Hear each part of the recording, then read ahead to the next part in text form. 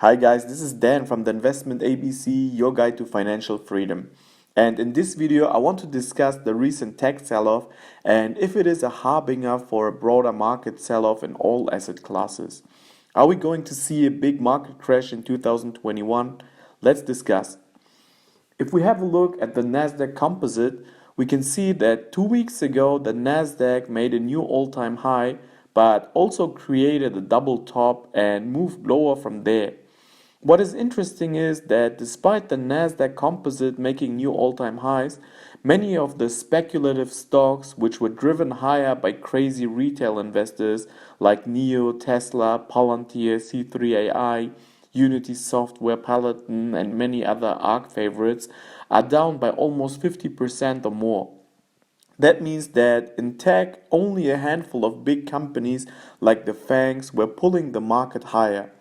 This kind of action, where only a handful of stocks are pushing the market up, is clearly a negative and indicates a topping out of the market.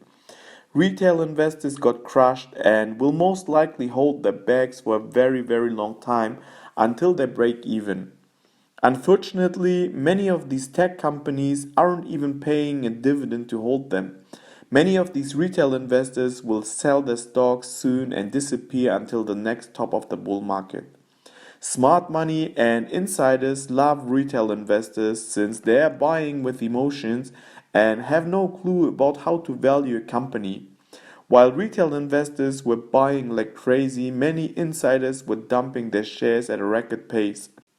Palantir's Carp or C3AI Siebel, for example, were unloading shares like crazy, but who wouldn't do the same?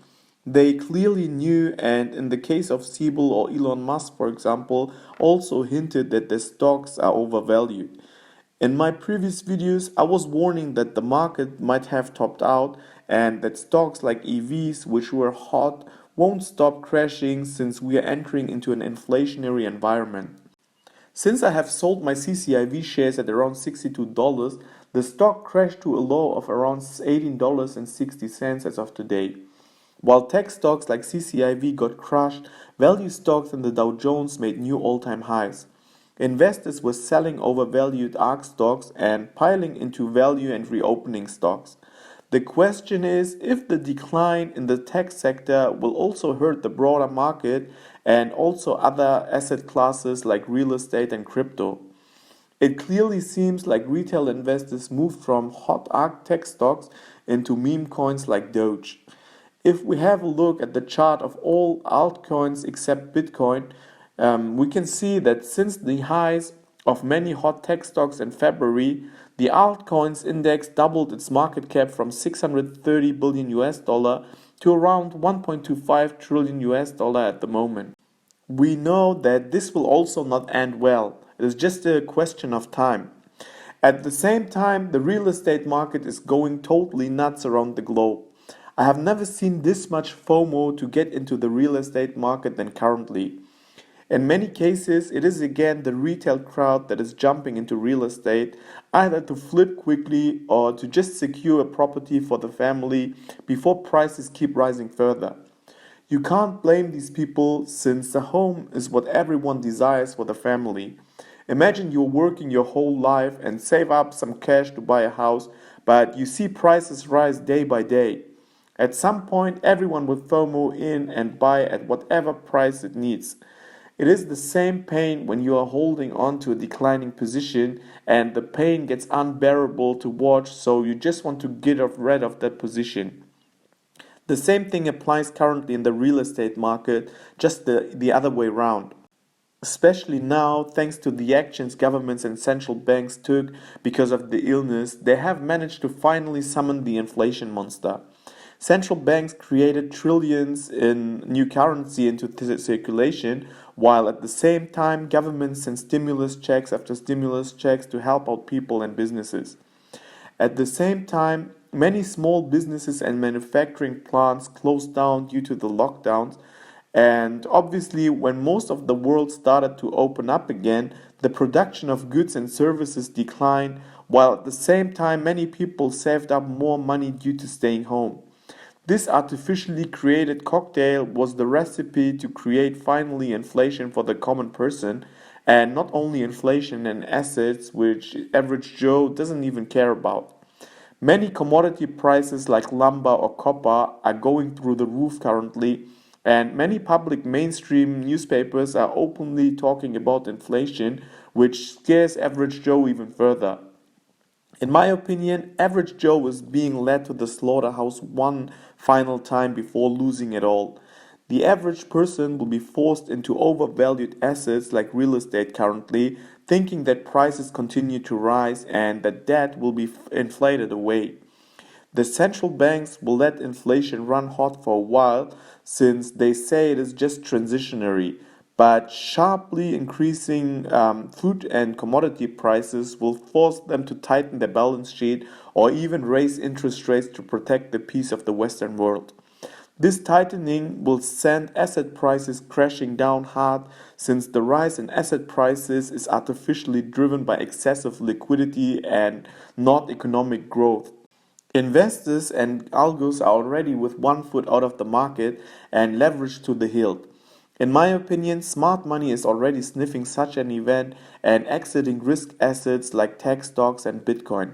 Tech stocks are already selling off while Bitcoin is showing signs of weakness. In the case of Bitcoin, it is acting similar to the last bubble pop in 2017, where Bitcoin started to decline a little bit earlier, while many of the smaller altcoins were skyrocketing like crazy. Even the bond market is giving us signs that the Fed might pull the plug on risk assets at some point.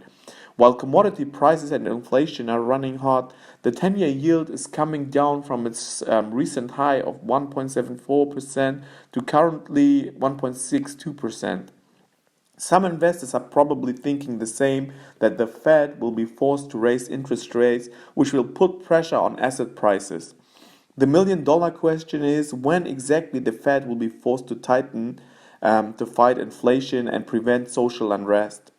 We have a cocktail of events which is indicating to me that the punch bowl of easy money will be taken away quicker than many people believe. The first is that many employers are already complaining that they have a hard time hiring people. On the other hand, unemployment is still high, which indicates that people are just not willing to work. Why would you work when you can collect almost as much unemployment benefits and maybe can work from home a side job? This will lead to a further destruction of many small businesses that have to compete with government incentives. Many of them can't compete like the big corporations and raise salaries significantly.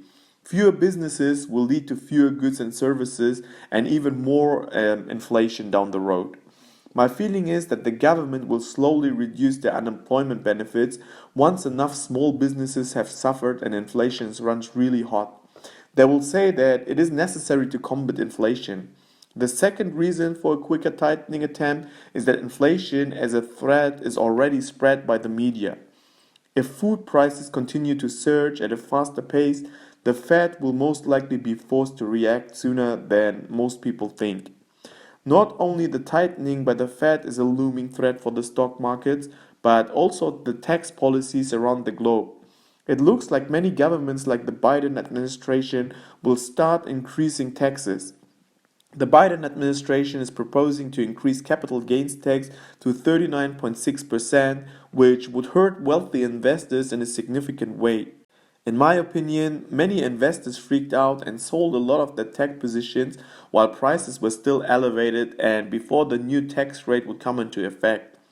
So the question is whether the stock market crash will continue further or if we found a temporary bottom.